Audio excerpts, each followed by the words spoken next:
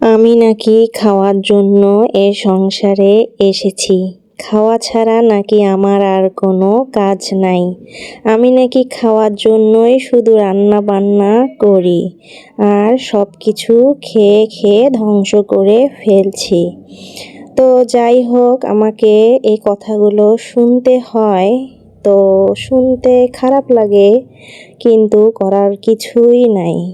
আর মানুষের মুখ থাকলে এরকম অনেক কথাই বলবে, কিন্তু সব কথা ধরে তো আর বসে থাকলে চলবে না।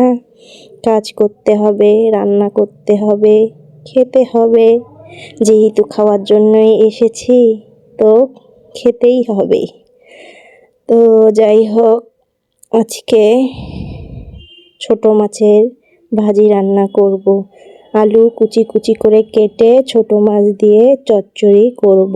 বেশি করে কাঁচামরিচ, তারপর পেঁয়াজ, ধনিয়া পাতা দিয়ে ছোট মাছের এভাবে আলু দিয়ে চচ্চড়ি করলে খেতে ভালোই লাগে। তো আজকে সকাল থেকে একটু মনটা খারাপ ছিল। তো মন খারাপ নিয়েই রান্না বান্নাগুলো করলাম। আব্দুল্লাহ একটু জ্বালাতন করতেছিল। তো ছোট মানুষ তো এসব জ্বালা যন্ত্রণা প্রতিনিয়ত সহ্য করতে হয়, এটা কোনো ব্যাপার না। তো যাই হোক, এদিকে আমার ছোট মাছের ভাজিটা হয়ে গেছে। আমি ভাজিটা নামিয়ে রেখেছি। এখন পাট শাক ভাজি করব। পাট শাক নিয়ে এসেছে, আমি সুন্দর করে বেছে ধুয়ে এখন পাট শাক ভাজি করব। পাট শাকের ভাজিটা আমার কাছে ভালোই লাগে, বিশেষ করে কাঁচামরিচ দিয়ে ভেঙে ভেঙে ভাত খেতে আমার খুবই ভালো লাগে। তো শুধু পাট শাক না, অন্যান্য যে কোনো শাকের সাথে কাঁচামরিচ খেতে আমার খুবই ভালো লাগে। তো শাক ভাজিটা করে নিচ্ছি এখন।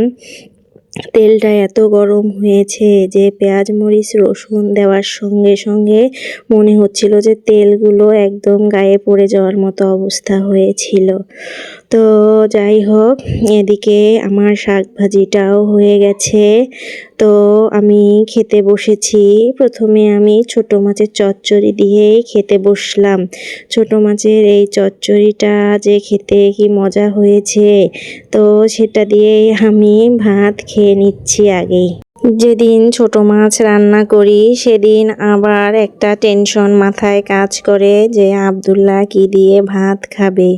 ছোট মাছের মধ্যে কাঁটা থাকে, আর আব্দুল্লাহ যেহেতু এখনো ছোট, ওইভাবে ছোট মাছ খেতে পারে না। ওর জন্য আলাদা আবার তরকারি করতে হয়।